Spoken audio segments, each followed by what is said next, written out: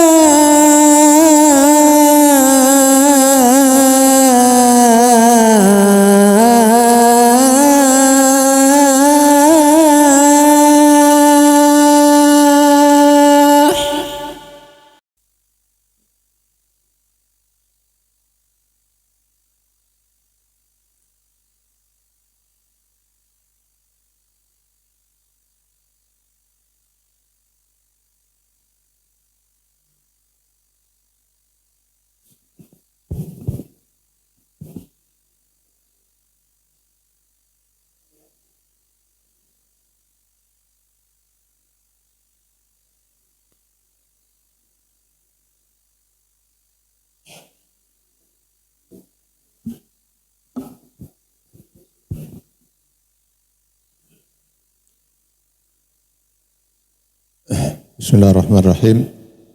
Assalamualaikum warahmatullahi wabarakatuh. Alhamdulillah Rabbil alamin. Wassalatu wassalamu ala ashrafil anbiya wal mursalin wa ala alihi wa ashabihi ajma'in. Allahumma salli ala Muhammad wa ala alihi wa ashabihi ajma'in. Bapak-bapak dan ibu-ibu jamaah salat subuh Masjid Al-Ikhlas rahimakumullah.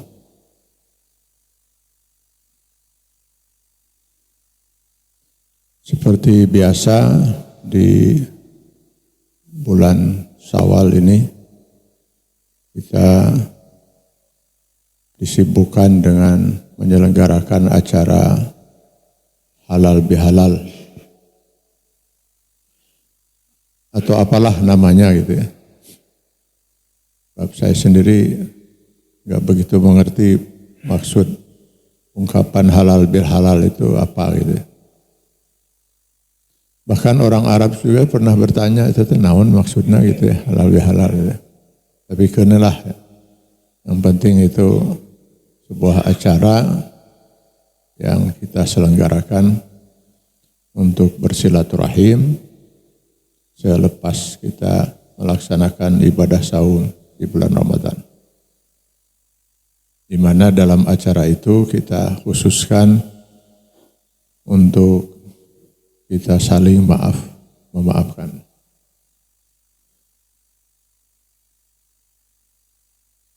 Nah, di bulan Syawal itu seringkali saya mendapat pertanyaan seperti ini, Pak. Bukankah di bulan Ramadan kita seringkali disuguhi hadis oleh para ustadz, di mana dalam hadis itu Allah menjamin lewat Rasulnya, man shoma Ramadana imanan wa ihtisaban ghufira lahu ma taqaddama min dzambihi. Di mana pada intinya jika ibadah saum Ramadan seseorang itu diterima, jika diterima ya. Karena nanti kalau kita lihat di dalam hadis yang lain, dari semua yang saum itu hanya sedikit kata Rasul yang diterima saumnya sebagai ibadah. Jika ibadah saum seseorang itu diterima, maka Allah berkenan untuk mengampuni seluruh dosa yang pernah dia perbuat sebelumnya.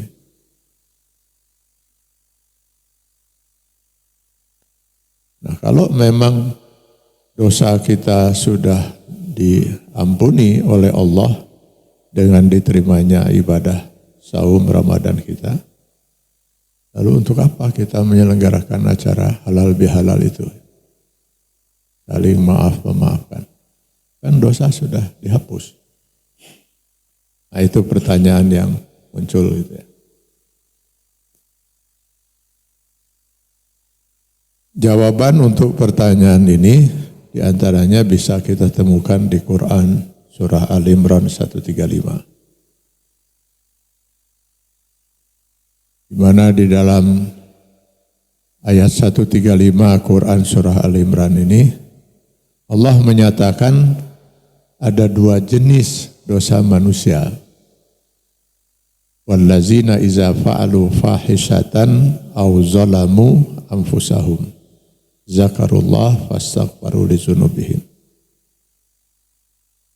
Yang pertama, dosa yang dikategorikan sebagai dosa zalimun li nafsi, dosa seseorang kepada Allah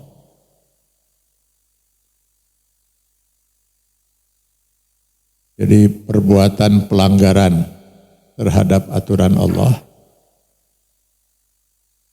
yang dilakukan oleh orang yang beriman. Dosa itu gitu ya. Definisi dosa itu pelanggaran yang dilakukan seorang hamba kepada Allah yang dilakukan oleh orang yang beriman.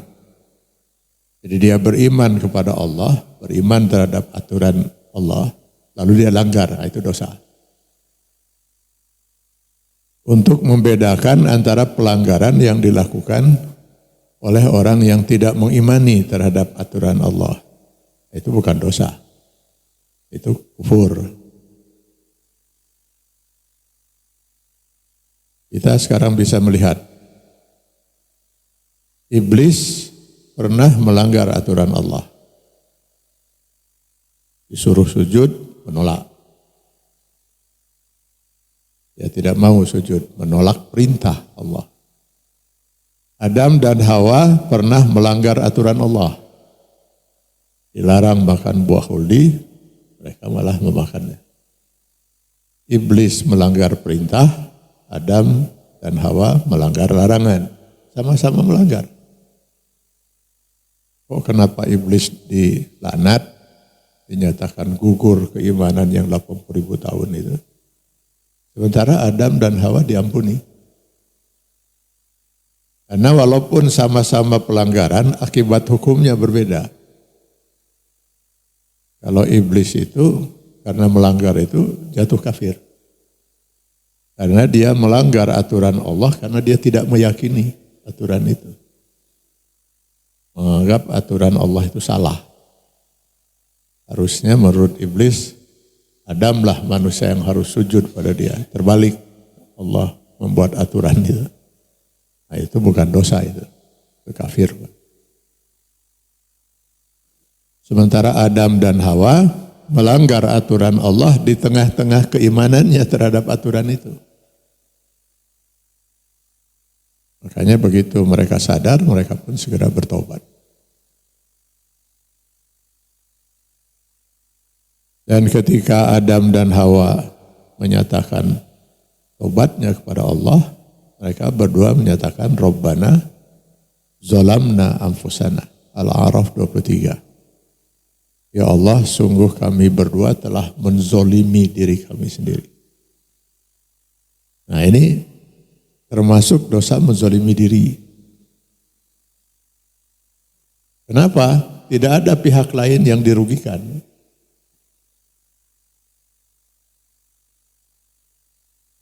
Lagi pula pada waktu itu pihak lain belum ada.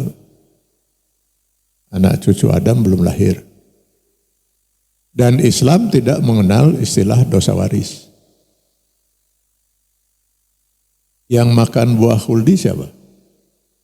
Adam dan Hawa. Saya boro-boro memakannya, melihatnya pun belum pernah. Jadi tolong Bapak Ibu jangan ada yang menanyakan pada saya buah khuldi itu bentuknya seperti apa, rasanya bagaimana, tidak apa. Saya pernah nanya ke tukang buah di Mekah itu, saya buah khuldi gitu. Maksud saya maheri gitu Pak, ambek buahnya. Mungkin karena belum laku buahnya.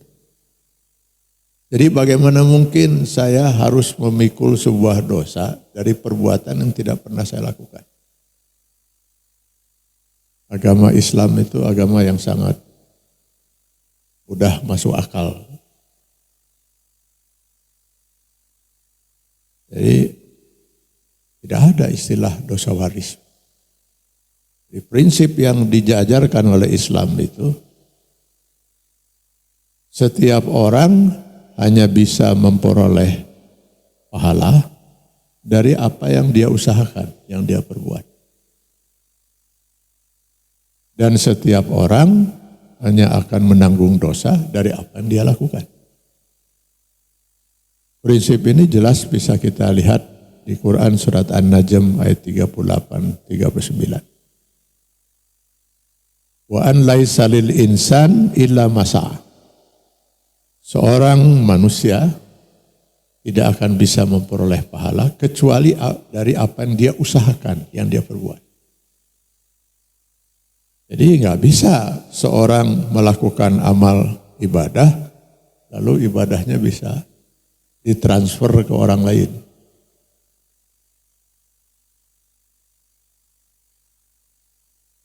Ini di kita praktek semacam ini masih ada. Ya. Bahkan mungkin banyak dilakukan. Dalam satu majelis, orang lalu memimpin itu. Ila hadrati Rasulillah sallallahu alaihi wasallam Al-Fatihah. Karena jemaahnya itu sarolehah. Namun cenah Al-Fatihah. Bismillahirrahmanirrahim. Alhamdulillahirrahmanirrahim. Amin. Wa ila hadrati Syekh Abdul Qadir Jalani Al-Fatihah.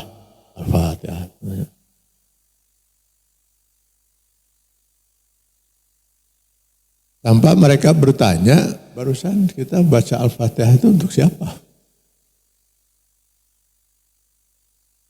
Kalau Bapak Ibu kebetulan punya keluarga, teman orang Arab itu, di Arab.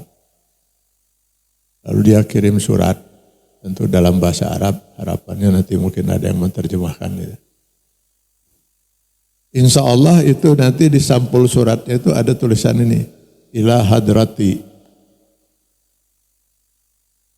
Itu artinya ditujukan kepada, atau kepada yang terhormat. Jadi ila hadrati Rasulillah sallallahu alaihi wasallam Al-Fatihah.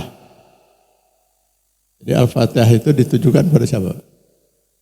Pada Rasul. Ila Syekh Abdul Qadir Jalani ila arwah si fulan.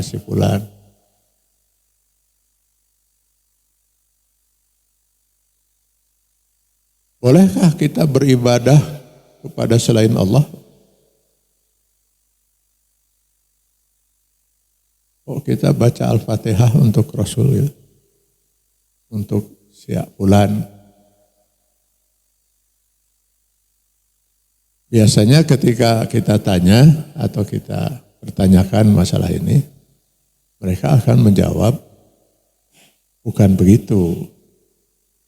Kita beribadah membaca Al-Fatihah itu untuk Allah. Tapi kita kemudian memohon kepada Allah agar pahala dari surat Al-Fatihah yang kita baca itu dikirimkan ke yang kita tuju tadi, Rasulullah, Syekh Abdul Qadir Jalani atau arwah si fulan.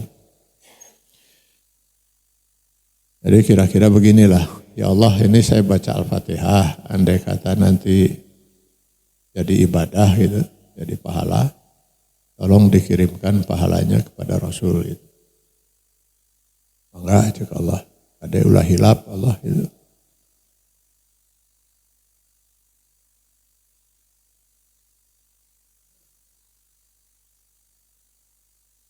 Biasanya orang yang mengirim itu atau yang memberi itu orang yang kaya, Pak. Yang kaya memberi kepada yang miskin, yang butuh.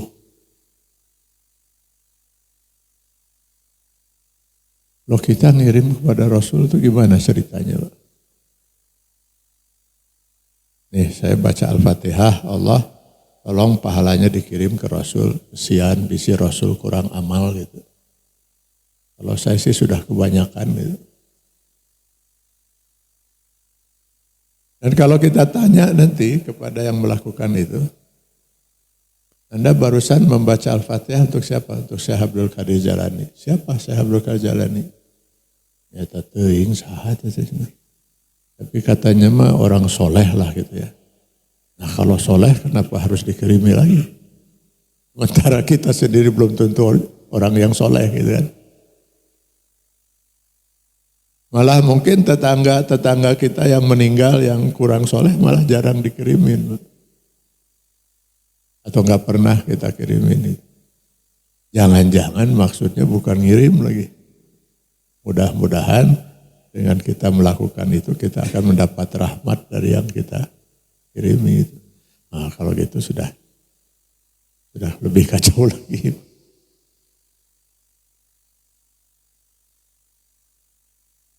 Jadi jelas sekali Allah menyatakan di Quran surat An-Najm 38. Wa an laisa lil insan illa ma sa'a. Tidak ada sesuatu bisa diperoleh oleh seseorang kecuali apa yang dia usahakan. Yang baca Al-Fatihah siapa? Kita. Pahalanya ya untuk kita. Orang untuk mendapat pahala itu dia harus berniat, harus berusaha, harus berbuat. Kalau orang itu sudah meninggal niat ente, berbuat ente, berusaha ente, bagaimana dia mendapat pahala?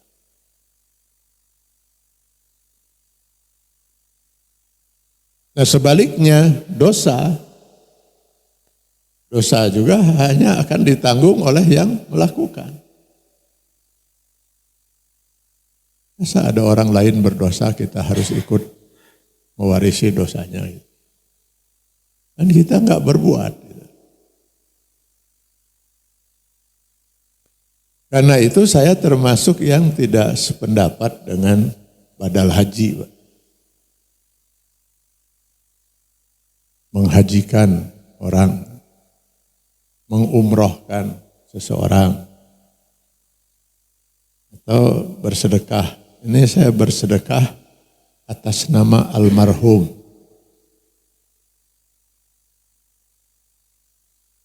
Lah yang bersedekah siapa? Saya. Yang berniat saya. Uang saya. Yang berbuat saya. Kok bisa pahalanya untuk almarhum? Tiba-tiba almarhum dapat pahala niat ente, berbuat ente gitu. Sekarang misalnya ada orang tidak haji, meninggal. Kemungkinannya kan hanya ada dua. Pertama, kenapa dia tidak haji? Kemungkinan pertama, seumur hidupnya dia nggak pernah mampu untuk haji. Miskin. Lalu meninggal. Berdosa nggak dia? Enggak. Haji kan hanya wajib bagi orang yang mampu. Nah kalau almarhum sendiri tidak berdosa karena memang tidak wajib baginya haji, kenapa tiba-tiba kewajiban jatuh kepada ahli warisnya gitu? Atau kepada orang yang hidup?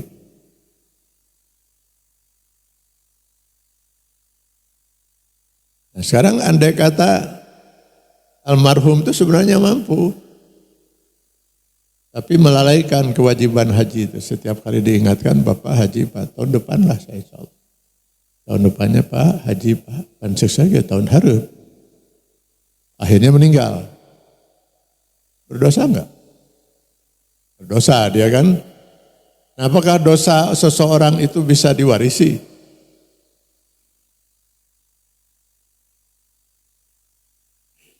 Nah kalau misalnya dosa tidak haji itu bisa diwarisi oleh yang hidup, kenapa dosa sholat tidak?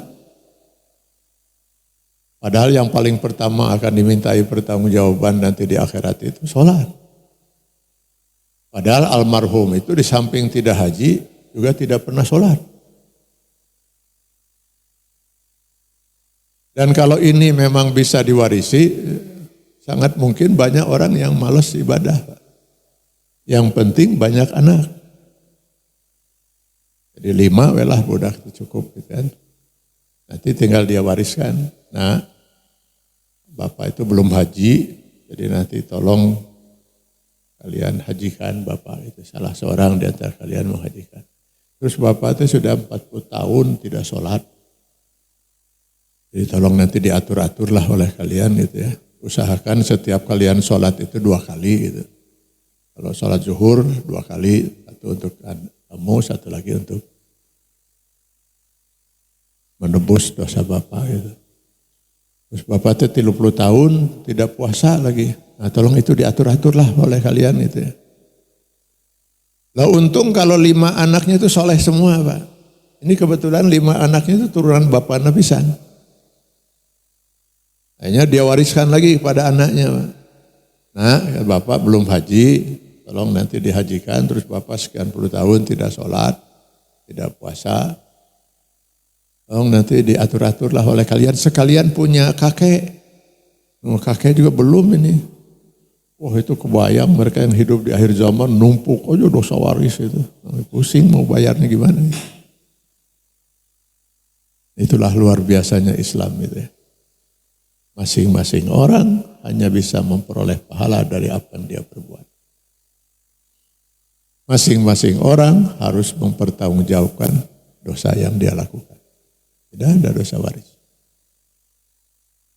Maka termasuklah dosa menzolimi diri sendiri itu, misalnya seorang dengan sengaja meninggalkan kewajiban sholat, saum, umrah, haji. Siapa yang rugi? Ya diri dia. Masa seorang istri tidak sholat, suaminya harus menanggung dosa? Suami tidak sholat, istri harus mewarisi dosa suami. Gitu. Anak tidak sholat, orang tua harus menanggung. Si suami atau istri atau orang tua itu benar akan menanggung dosa kalau dia lalai mengingatkan.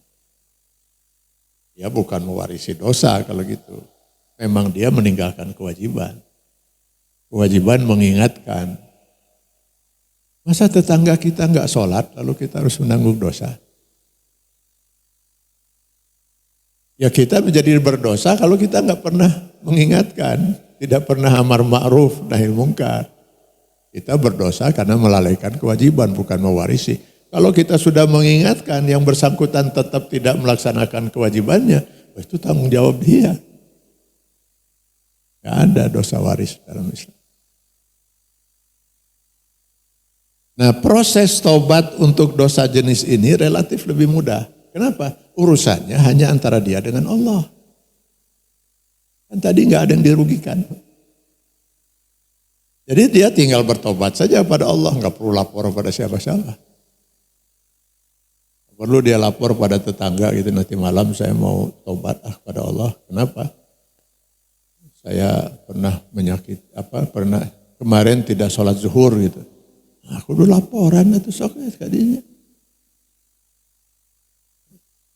Andai kata taubat dia kepada Allah itu memenuhi syarat taubat nasuha, At-Tahrim ayat 6, tubu ilallahi taubatan nasuha, pasti taubat dia diampuni oleh Allah. Di antaranya syaratnya itu dia sadar dan menyesal. Dia ada harus pengakuan dia kepada Allah, ya Allah saya sadar bahwa saya sudah berbuat dosa. Aku dan menyesal seperti sadar dan menyesalnya Adam dan Hawa di Al-A'raf 23 tadi. Rabbana zolamna anfusana.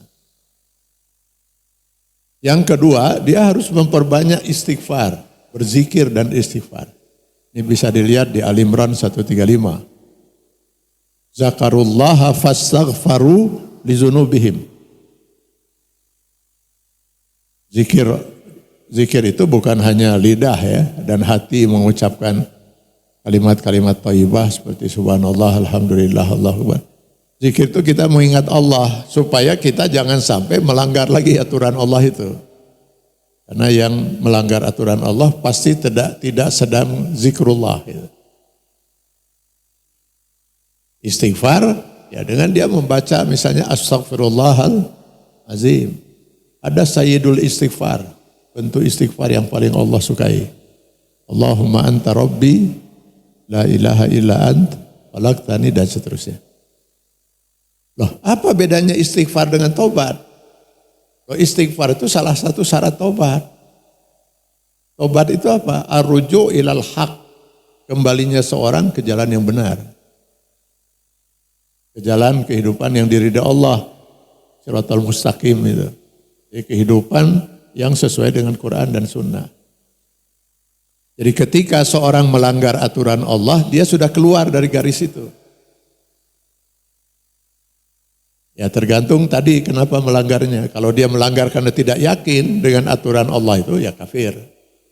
Kalau dia melanggar di tengah keyakinannya dosa. Untuk dia bertobat, nah maka dia harus arruju ilal, kembali ke jalan yang benar.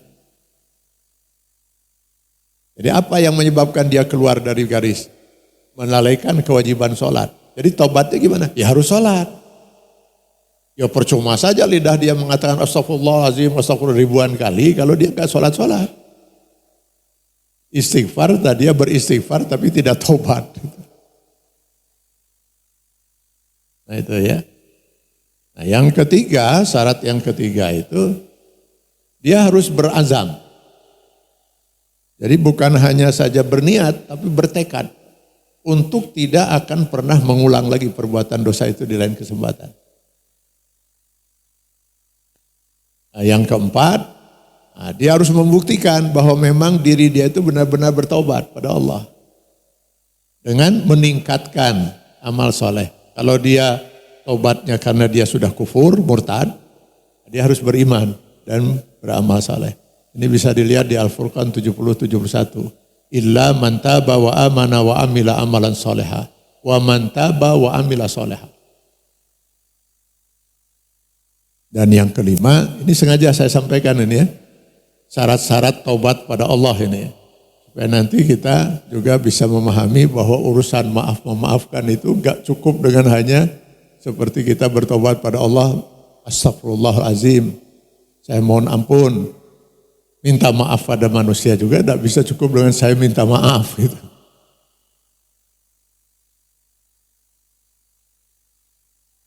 Jadi yang kelima itu, taubat itu hanya akan diterima oleh Allah kalau seseorang itu bertobat sebelum sakratul maut. Jadi pada saat sakratul maut, pintu taubat ditutup.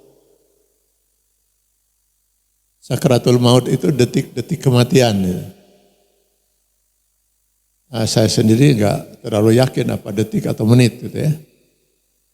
Karena kebetulan saya belum pengalaman, Pak. Ya. Dan sayangnya setiap yang sudah pengalaman terus pada pergi, nggak ada yang balik lagi ngadongeng kumaha gitu pengalaman. Ya anggaplah detik menit ya, saat-saat dibukanya tabir alam gaib. Saat itu pintu taubat sudah ditutup, ujian sudah dinyatakan selesai. Kenapa? Lah masing-masing orang pada saat sakratul maut itu sudah tahu apakah dia ahli surga atau ahli neraka. Saat sakratul maut. Tidak perlu harus sampai menunggu kiamat, menunggu yaumul hisab dan lain sebagainya. Saat sakratul maut, sebelum beberapa detik atau menit ruh keluar dari jasad, dikeluarkan oleh malaikat Israel, setiap orang dia sudah tahu kalau dia calon surga atau calon neraka. Dari mana dia bisa tahu? Dibuka oleh Allah tabir alam gaib. Quran surat Qaf ayat 22. Dia sudah bisa melihat malaikat, melihat jin, semua makhluk gaib, termasuk alam gaib. Kenapa dibuka tabir alam gaib? Karena dia akan berurusan dengan malaikat, makhluk gaib. Di mana sebelum malaikat Israel turun untuk mengeluarkan ruh dari jasad, sebelum itu setiap orang akan dijemput oleh serombongan malaikat. Jika si calon almarhumah itu seorang hamba Allah yang soleh dan solehah, seperti Bapak dan Ibu di sini, amin Mbak, saya kurang tarik, amin. Ini pemilu sudah selesai Pak, jadi nggak usah ragu itu untuk menyebut amin. Dulu sampai ada orang sampai ragu, rek amin Pak. Kalau dia seorang hamba Allah yang saleh, yang turun serombongan malaikat yang khusus Pak, untuk orang soleh. Bisa dibaca di An-Nahl 32. Rombongan malaikat itu datang, langsung menyatakan pada si calon almarhum, salamun alaikum. Udkhulul jannata bima kuntum ta'lamun. Selamat atasmu. Kami datang diutus oleh Allah untuk menjemputmu dan mengantarkan kamu sampai ke dalam surga nanti oleh sebab amal perbuatan yang telah kamu lakukan. Maka tahulah si calon almarhum, oh saya ahli surga.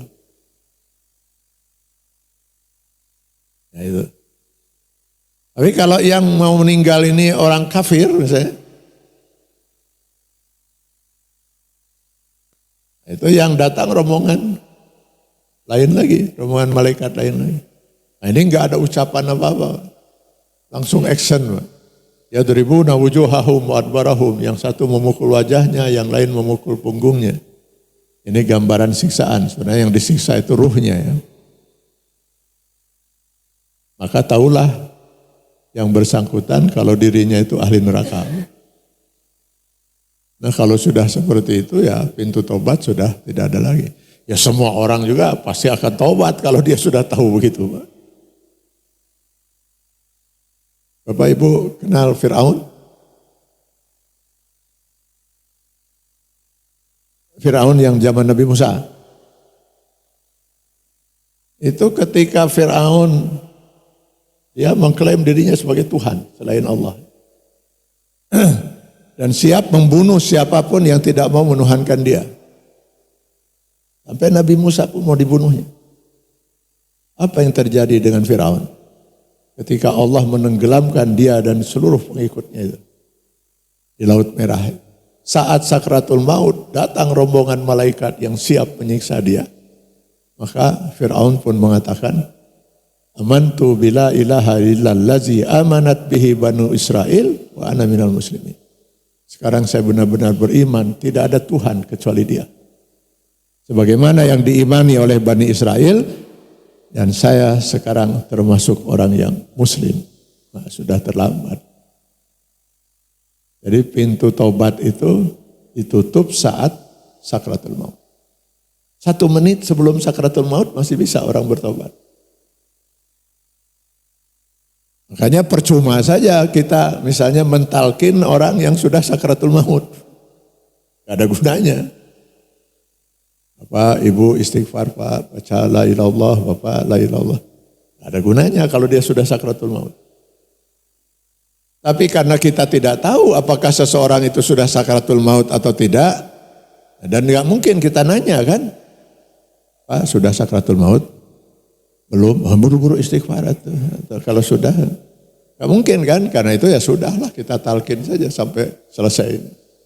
Mudah-mudahan dia sempat bertaubat sebelum sakaratul maut.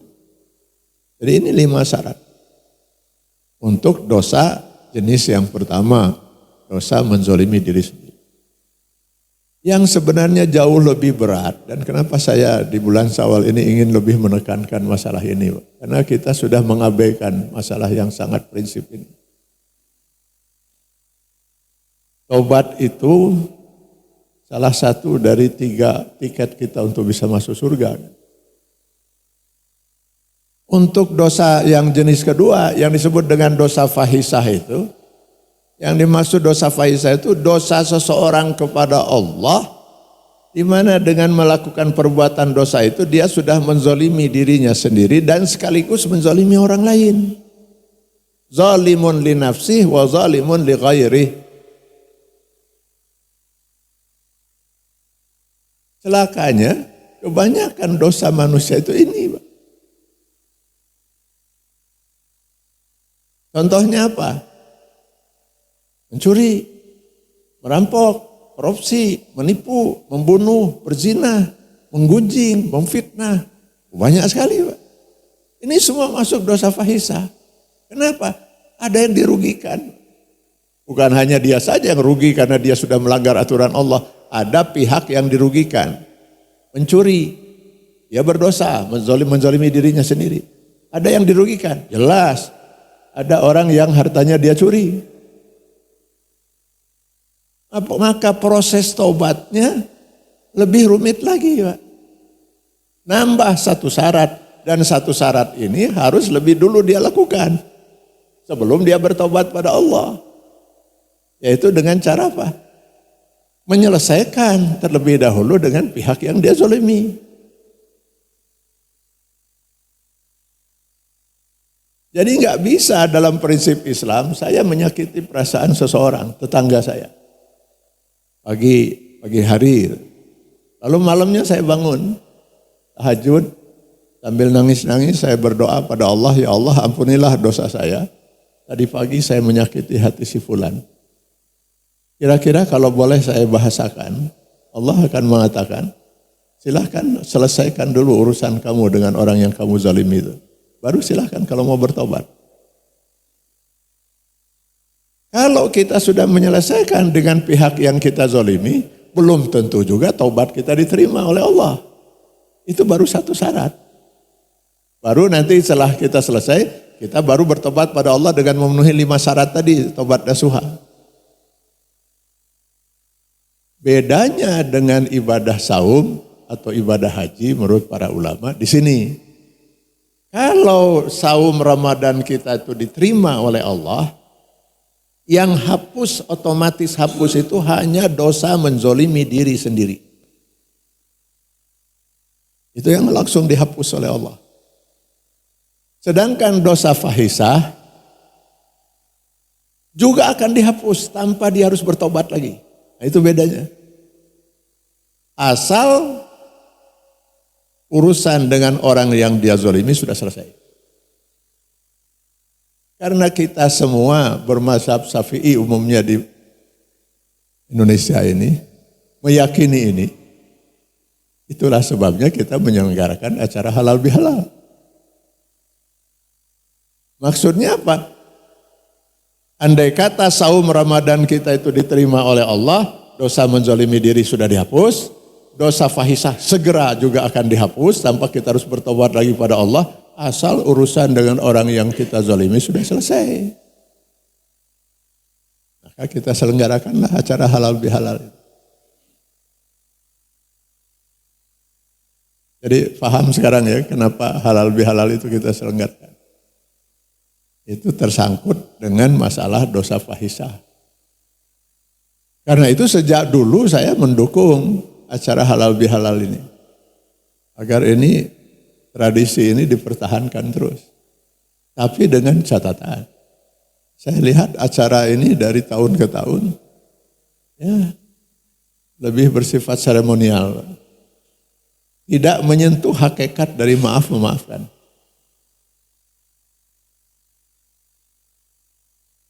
Ini saya masih terus keliling Pak di bulan Syawal ini, acara ini Pak.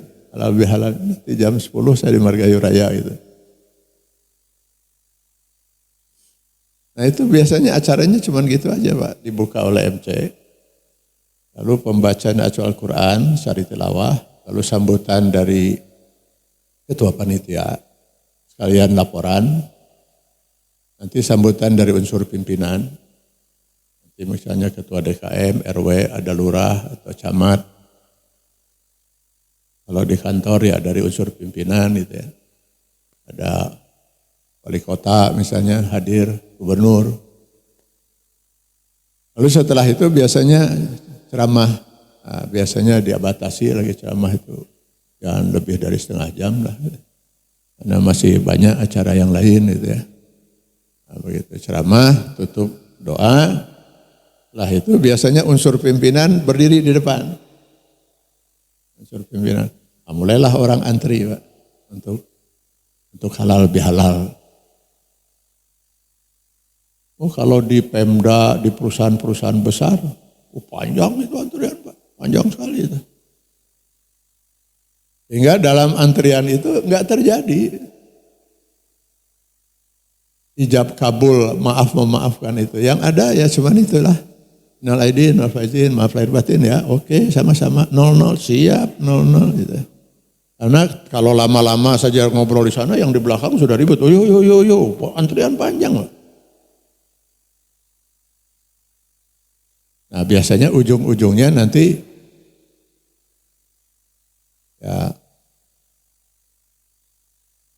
opor ayam dan itu udah rumus itu Pak. Jadi opor ayam makan-makan itu ya. Itu selesailah acara halal bihalal. Ya andai kata di antara yang bersalaman itu tidak ada dosa fahisah, ya sudah bagus saja Pak, itu silaturahim lah. Mau ngomong halal minal aidin, mangga, maaf memaafkan, mangga, tidak ngomong juga nggak apa-apa gitu. Orang nggak ada dosa kok. Tapi kalau memang ada dosa fahisah, nggak bisa selesai dengan itu, Pak. Maaf ini mungkin terlalu pribadi ya. Saya kalau di hari raya gitu, istri anak-anak saya datang. Ayah saya minta maaf. Saya tanya, apa kesalahan kamu?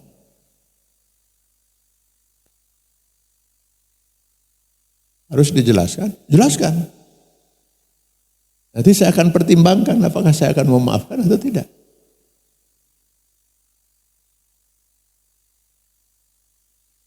Ya rasanya saya nggak ingat kalau pernah melakukan kesalahan. Ini kalau ada kesalahan mungkin nggak sengaja. Oh nggak usah minta maaf.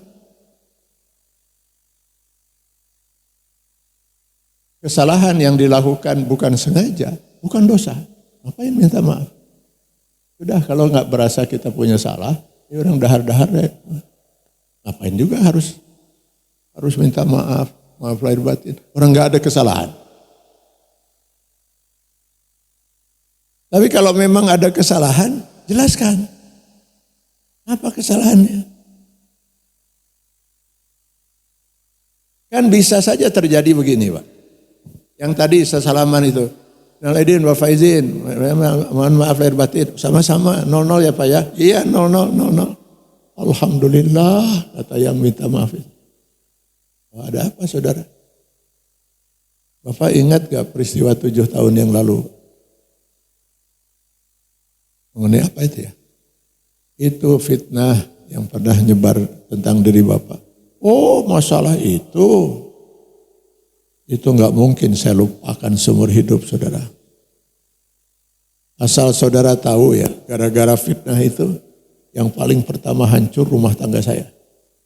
Istri saya begitu sangat percaya dengan fitnah itu, ngajukan gugatan ke pengadilan. Entah bagaimana kok hakim juga bisa yakin. Akhirnya cerai kami. Anak-anak dibawa ibunya. Berapa bulan kemudian saya di PHK. Oh, kenapa?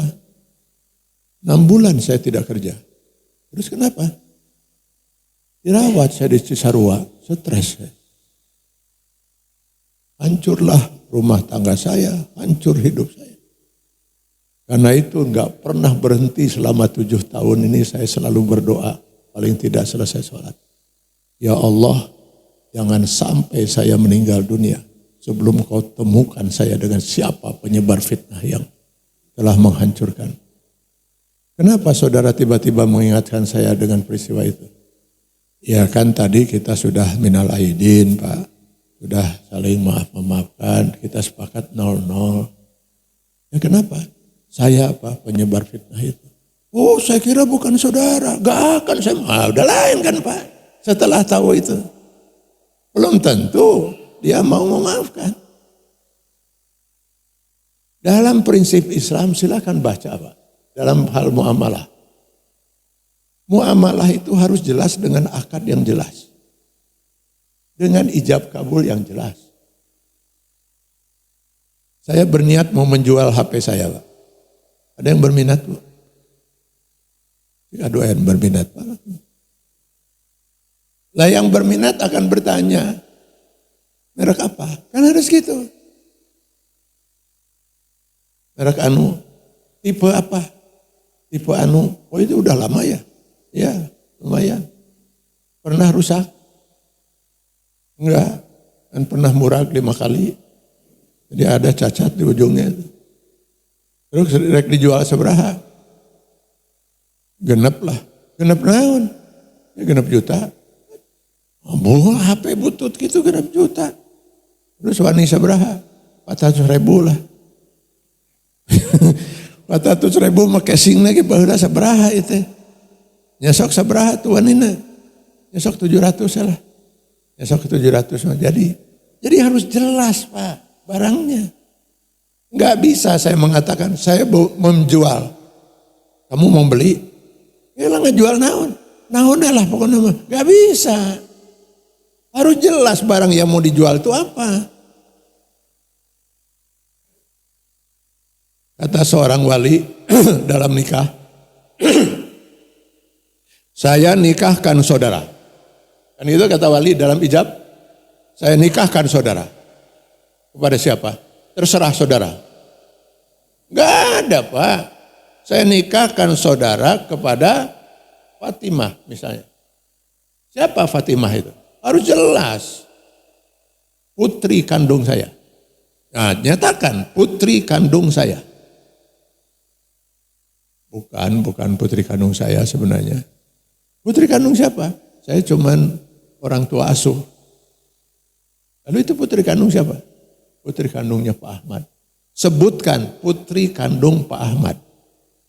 Berarti dia wali hakim, Pak. Ini tolong ya dicatat itu ya. Karena tidak sedikit orang yang mengangkat anak, tidak mau dia menceritakan pada anak itu bahwa dia bukan orang tuanya. Lalu dalam akad dia sebut, anak kandung saya. Udah kacau itu. Udah kacau akad itu. Udah ada unsur kebohongan dalam akad itu. Bukan anak kandung kok. Lalu sekarang mas kawinnya mau disebut, sebut. Sabaraha? 30 miliar. Bayar kontan? Kontan di mana 30 miliar? Uang muka 5 juta. 5 juta di uang muka. Sisanya dicicil selama 60 tahun. Nah tinggal si calon mempelai pria sekarang mempertimbangkan. Enggak jadi. 30 miliar seganti 30 juta entah terjadi kan itu. Nah itu harus jelas semuanya Pak. Terima saya menikah. Utang piutang harus jelas mau nganjuk sabaraha, dibayar iraha, dicicil atau gimana. Catat kata Al-Quran kan. Hadirkan 2 orang saksi. Kan gitu. Nah, kalau jual beli, utang piutang, akad nikah harus jelas ijab kabulnya. Masa sekarang memaafkan yang merupakan salah satu tiket kita untuk masuk surga, untuk memperoleh ampunan Allah. Masa tanpa akad?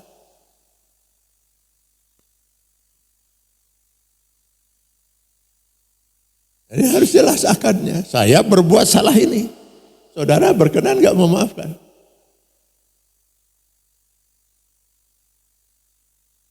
Ini kenapa jadi sepi gini Pak?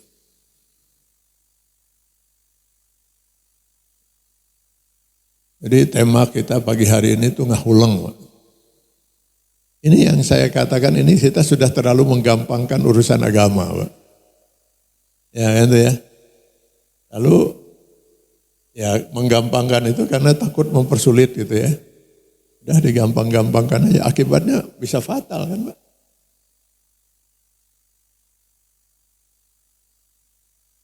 Nah, sekarang saya tidak ada masalah dengan yang bersangkutan.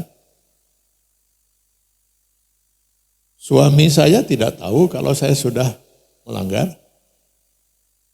Andai kata tahu, wah bisa rusak ini rumah tangga ini, kalau saya kemudian mengaku. Istri saya tidak tahu kalau saya sudah mengkhianati. Kalau saya kemudian minta maaf dan membuat pengakuan, bisa-bisa hancur rumah tangga ini. Oh, Anda takut rumah tangga itu hancur? Ya, jangan pernah menzolimi. Itu yang dimaksud oleh Islam, Pak. Jadi kalau kita tidak ingin putus silaturahim dengan orang lain, ya jangan pernah kita menzolimi orang itu, Pak. Betapa tidak adilnya kalau seandainya sekarang saya fitnah seseorang, saya gunjing, apalagi sekarang ini ada medsos ini, Pak. Dengan dalam waktu sekian 1 menit, 2 menit sudah nyebar kemana-mana itu. Orang yang kita fitnah sudah hancur segala nama baiknya, kita selesai hanya dengan ya Allah ampunilah dosa saya, baik kata Allah saya ampuni. Lalu gimana orang yang dizalimi, Pak? Islam membuat aturan ini supaya setiap orang berpikir 1000 kali untuk berani melanggar aturan Allah, menzalimi orang. Kenapa? Dia harus menyelesaikan, harus mengaku suatu saat, Pak. Kapan dia harus mengaku? Kalau dia mau bertobat pada Allah, ya Allah ampuni dosa saya, selesaikan dulu kata Allah urusan kamu dengan orang yang kamu zalimi. Andai kata prinsip Islam ini dilaksanakan di negeri yang katanya mayoritas penduduknya muslim, bisa nggak kebayangkan nikmatnya hidup kita, Pak? Siapa orang berani menzalimi orang lain? Saya yakin suka miskin kosong, Pak. Saya yakin. Kalau saya nggak membayangkan bagaimana proses tobatnya para koruptor itu.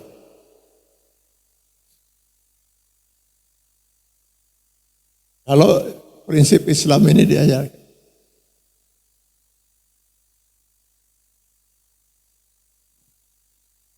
Orang kadang-kadang suka begini, Pak. Gak bisa syariat Islam itu dilaksanakan. Syariat Islam itu keras, kejam, bertentangan dengan HAM. Masa pencuri dipotong tangan? Koruptor potong tangan? Orang berzina dipertontonkan, didera 100 kali di depan umum. Kalau dia seorang suami istri atau janda atau duda, dilempar batu, rajam sampai mati di depan umum. Wah, hadis betul itu. Andai kata hukum Islam itu dilaksanakan, sehari berapa yang bakal dipotong tangannya? Nah, ini cara berpikir yang sangat salah. Andai kata hukum Allah itu dilaksanakan, gak akan ada yang dipotong tangannya. Kenapa? Gak akan ada pencuri, Pak. Siapa orang berani mencuri? Ambillah contoh sekarang, Saudi Arabia yang melaksanakan syariat Islam. Saya baca di dalam statistik kejahatan pencurian yang dilakukan oleh penduduk Saudi Arabia. Selama 5 tahun hanya 4 kasus. Selama 5 tahun hanya ada 4 kasus pencurian. Yang banyak itu dilakukan oleh para pendatang yang belum memahami hukum di Saudi Arabia. Penduduk Saudi Arabia sendiri selama 5 tahun hanya 4 kasus, Pak. Saya khawatir di kita 4 kasus itu bukan 5 tahun, 5 menit, Pak. Orang berpikir 1000 kali, begitu tangan ini sudah hilang. Mau apa dia? Mau lamar kerja, pihak perusahaan akan melihat, Anda mantan pencuri kan? Kita kemana lu? Dia seorang pemuda, melamar seorang pemudi. Kata calon mertuanya, Anda mantan pencuri kan? Kita lu kan kemana? Berpikir 1000 kali orang untuk berbuat. Coba lakukan di Kasibu gitu. Hari Jumat gitu kan. Seorang pezina dihukum gitu, dilempar batu sampai mati gitu ya. Disaksikan oleh orang sebanyak-banyaknya, disebarkan oleh semua media. Habis semua itu, Pak. WTS dan sebagainya. Enggak akan ada lagi insya Allah. Itu Islam aturannya.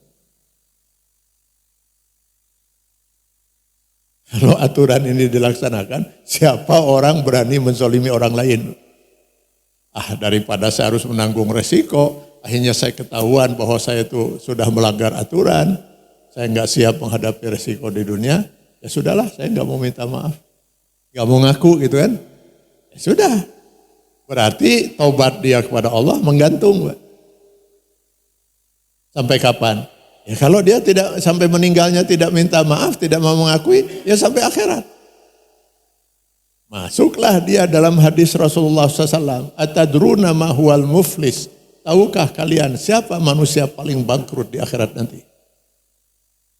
Manusia paling bangkrut di akhirat kata Rasulullah, orang yang berbuat dosa fahisah. Tidak dia minta maaf, tidak diselesaikan, hak orang lain tidak dikembalikan.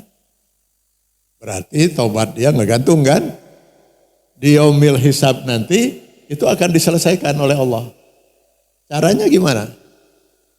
Kalau dia punya amal ibadahnya akan diambil oleh Allah sesuai dengan kadar kezalimannya untuk ditimpakan pada orang yang berbuat zalim. Yang dizalimi maksud saya. Sekarang baru dibayarkan ke 5 orang, habis amal ibadahnya. Sementara yang dia zalimi itu ada 10 orang. Lalu yang 5 orang lagi gimana? Dosa yang 5 orang masing-masing akan diambil oleh Allah sesuai dengan kadar kezalimannya, ditimpakan pada orang yang berbuat zalim. Sudah amalnya habis, dosa orang lain ditimpakan pada dia. inilah manusia yang muflis kata Rasulullah, manusia yang bangkrut di akhirat nanti.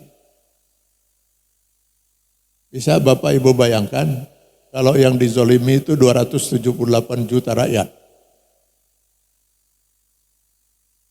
Mau masuk surga dari pintu mana, Pak? Dia harus membayar kezoliman terhadap 278 juta rakyat. Siapa orang berani berbuat zalim kalau prinsip Islam ini dilaksanakan oleh kita umat Islam?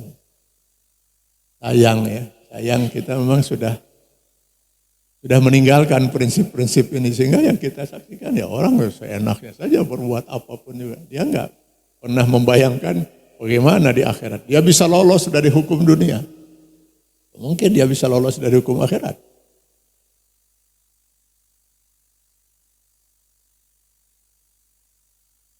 Kesatnya menisar repik ya.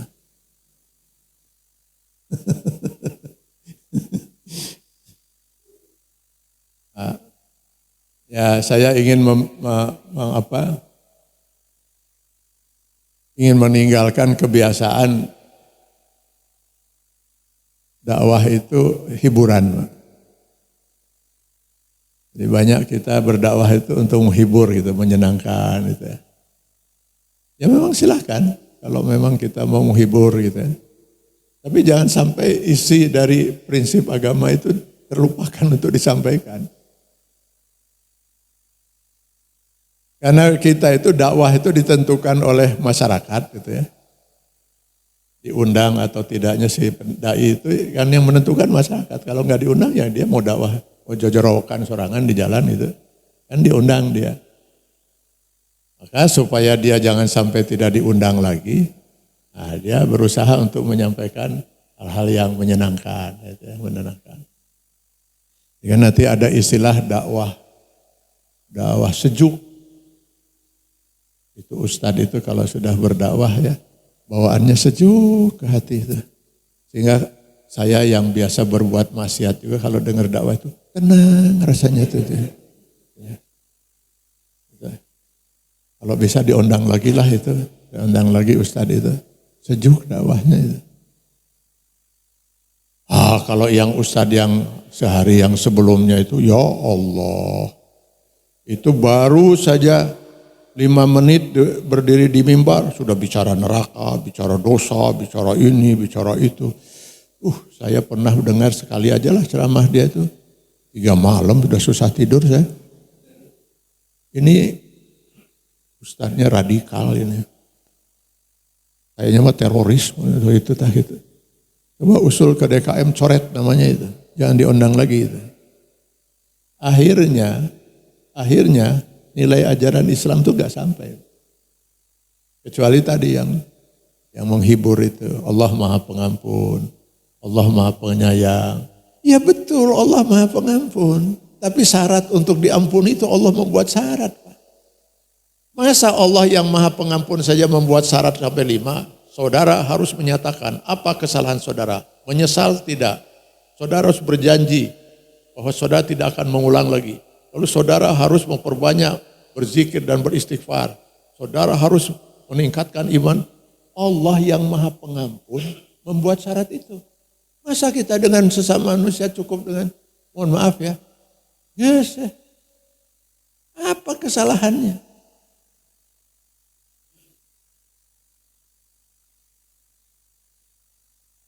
Kira sudah itu ajalah Pak.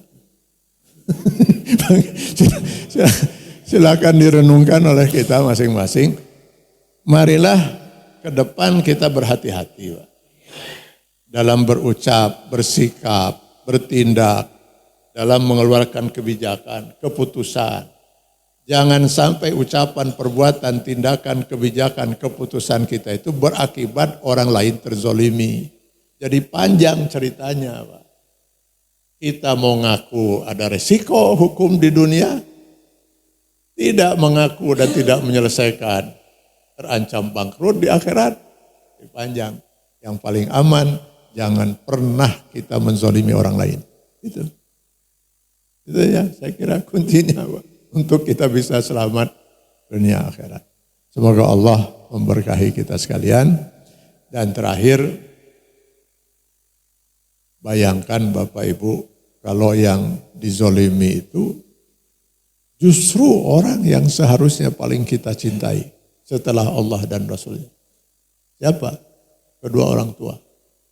Wah, kalau ini lebih berat lagi, Pak. Kenapa? Kata Rasul, ridha Allah tergantung pada ridha kedua orang tua. Murka Allah tergantung pada murka. Kalau ini enggak usah jutaan yang dizalimi. Dua orang tua kita terzalimi, habis sudah. Jangan pernah mengharap ridha Allah. Karena itu izinkan saya berpesan, Pak. Jika ada di antara yang hadir masih punya orang tua yang hidup. Dan kita belum berijab kabul, Pak. Kecuali hari raya saja kita datang, minal aidin, ibu, ayah, mohon maaf lahir batin, ayo mah lahir lontong kari, selesai itu. Saya sarankan sebaiknya segera temui orang tua kita. Ayah, seingat saya selama hidup 7 kali saya pernah berbuat dosa pada ayah. Pada tahun sekian saya pernah melakukan ini. Lalu kemudian saya pernah berbuat itu. Ketiga saya pernah melakukan ini 4, 5, 6, 7. Mudah-mudahan ayah ikhlas untuk memaafkan saya. Sampai ayah kita mengatakan, nak, untuk 7 dosa yang kamu tadi sebutkan, ayah ikhlas memaafkan kamu dunia akhirat. Baru kita bisa tenang di hadapan Allah. Ibu, seingat saya 3 kali saya pernah bersuara lebih tinggi dari suara ibu. Bahkan saya pernah membentak ibu. Dan saya yakin ibu sakit hati. Tapi ibu diam. Tolong bebaskan saya dunia akhirat. Sampai ibu kita mengatakan, nak, benar yang kamu katakan. Sakit hati ibu itu. Bahkan sampai sekarang terasa sakitnya. Tapi karena kamu sudah minta maaf ini, insya Allah ibu ikhlas memaafkan. Baru kita tenang di hadapan Allah. Sebelum Allah menakdirkan lain, orang tua kita keburu meninggal dunia. Lalu kita mau apa, Pak? Mau apa kita? Mau datang ke kuburan ya? Sirnaraga, ke Taman Pahlawan Cikutra. Untuk apa? Menangis kita di depan kuburan itu, menjerit di depan kuburan ini. Apa gunanya, Pak? Gak akan pernah kita dengar lagi pernyataan, saya maafkan, nak. Gak ada. Dan orang tua kita gak ada di kuburan itu, Pak. Di kuburan itu yang ada itu tulang belulang mungkin, yang mungkin masih ada atau enggak. Orang tua kita ada di alam barzah. Di alam kubur. Yang tempatnya untuk sampai ke sana melewati sekian lapisan langit, kata Rasulullah. Nah, gimana kalau itu sudah kadung terjadi? Orang tua sudah meninggal. Seorang bertanya kepada Rasulullah. Kata Rasulullah, hanya satu harapan yang bisa dilakukan untuk anak durhaka itu selamat. Dia harus menjadi anak yang soleh. Setelah itu jangan pernah berhenti dia dari mendoakan orang tuanya yang pernah dia durhaka padanya. Mudah-mudahan kesolehan dia dan doa yang terus mengalir itu pada orang tuanya, Allah berkenan menghapuskan dosa dia yang belum terampuni. Hanya itu peluang.